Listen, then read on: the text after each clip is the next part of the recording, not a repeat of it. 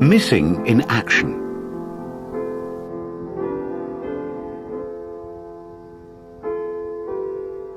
As I shut Colin's front door, I noticed Jack Blackwell standing on his doorstep, arms folded, a small crowd of locals around him, their shadows intersecting on the cobbled street. They kept glancing towards Colin's house, and when they saw me come out, they all shuffled off, except Jack himself, who gave me a grim stare before going inside and slamming his door. I felt a shiver go up my spine, as if a goose had stepped on my grave, as my dear mother used to say, bless her soul, and when I got home, I couldn't concentrate on my book one little bit. By the following morning, when Johnny had been missing over 36 hours, the mood in the street had started to turn ugly. In my experience, when you get right down to it, there's no sorrier spectacle, nothing much worse or more dangerous than the human mob mentality. After all, armies are nothing more than mobs, really, even when they're organized to a greater or lesser degree. I'd been at Ypres, as you know, and there wasn't a hell of a lot you could tell me about military organization. So when I heard the muttered words on doorsteps, saw the little knots of people here and there, Jack Blackwell flitting from door to door like a political canvasser, I had to do something, and I could hardly count on any help from D.S. Longbottom. One thing I had learned, both as a soldier and as a school teacher, was that if you had a chance, your best bet was to take out the ringleader. That meant Jack Blackwell. Jack was the nasty type, and he and I had had more than one run-in over his son Nick's bullying and poor performance in class. In my opinion, young Nick was the sort of walking dead loss who should probably have been drowned at birth. A waste of skin, sinew, tissue and bone, and it wasn't hard to see where he got it from.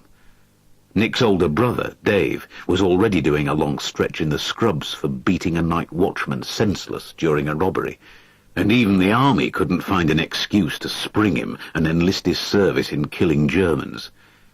Mrs. Blackwell had been seen more than once walking with difficulty, with bruises on her cheek. The sooner Jack Blackwell got his call-up papers, the better things would be all round.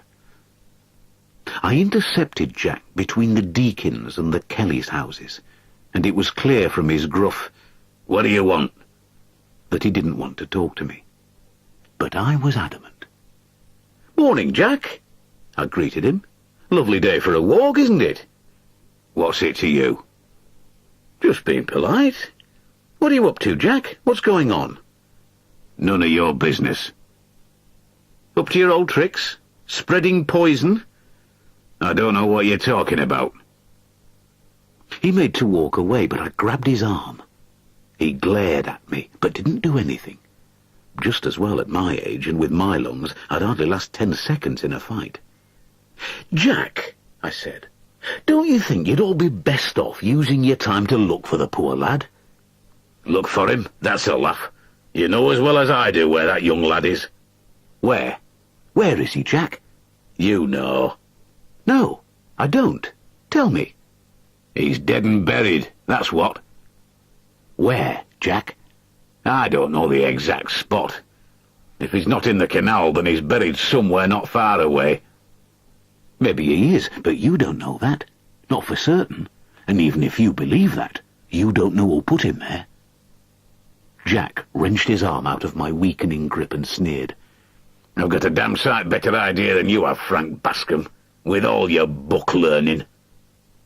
Then he turned and marched off. Somehow, I got the feeling that I'd just made things worse. After my brief fracas with Jack Blackwell, I was at a loose end. I knew the police would still be looking for Johnny, asking questions, searching areas of waste ground, so there wasn't much I could do to help them. Feeling impotent, I went down to the canal, near Woodruff's scrapyard. Old Ezekiel Woodruff himself was poking around in the ruins of his business, so I decided to talk to him. I kept my distance, though, for even on a hot day such as this, Woodruff was wearing his greatcoat and black wool gloves with the fingers cut off. He wasn't known for his personal hygiene, so I made sure I didn't stand downwind of him. Not that there was much of a wind, but then it didn't take much. "Morning, Ezekiel," I said. "I understand young Johnny Critchley was down around here the day before yesterday." "So they say," muttered Ezekiel. "See him, did you?" "I weren't here." "So you didn't see him?" "Police have already been asking questions." "And what did you tell them?" He pointed to the other side of the canal, the back of the housing estate. "I were over there," he said. "Sometimes people chuck out summat of value, even these days." "But you did see Johnny?" He paused, then said, "Aye." "On this side of the canal?" Woodruff nodded. "What time was this?" "I don't have a watch, but it weren't long after that daft bloke had gone by." "Do you mean Colin Gormand?" "Aye, that's the one." So Johnny was still alone by the canal after Colin had passed by. D.S. Longbottom had probably known this, but he had beaten Colin anyway. One day I'd find a way to get even with him. The breeze shifted a little, and I got a whiff of stale sweat and worse. What was Johnny doing? "Doing? Nowt special. We were just walking." "Walking? Where?" Woodruff pointed. "That way, towards the city centre." "Alone?" "Aye." "And nobody approached him?" "Nope. Not while I were watching." I didn't think there was anything further to be got from Ezekiel Woodruff, so I bade him good morning. I can't say the suspicion didn't enter my head that he might have had something to do with Johnny's disappearance, though I'd have been hard-pushed to say exactly why or what. Odd though old Woodruff might be, there had never been any rumour or suspicion of his being overly interested in young boys, and I didn't want to jump to conclusions the way Jack Blackwell had. Still, I filed away my suspicions for later. A fighter droned overhead. I watched it dip and spin through the blue air and wished I could be up there.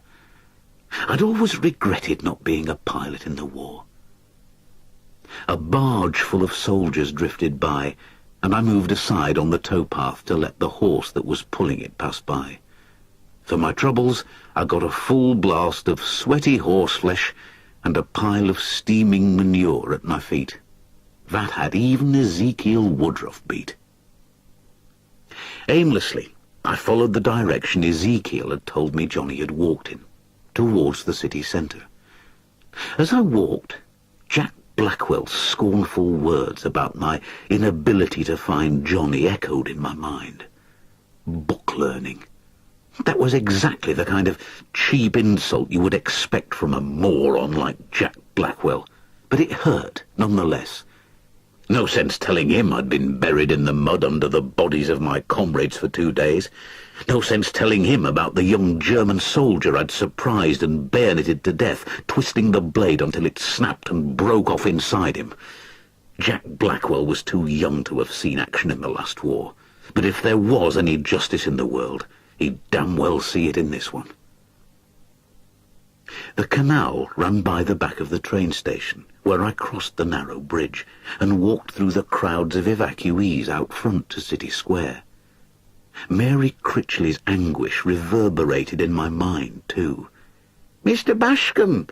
Mr. Bashcombe!" I heard her call.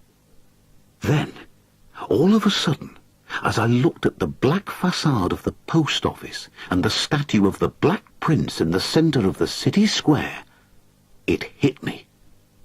I thought I knew what had happened to Johnny Critchley. But first, I had to go back to the street and ask just one important question.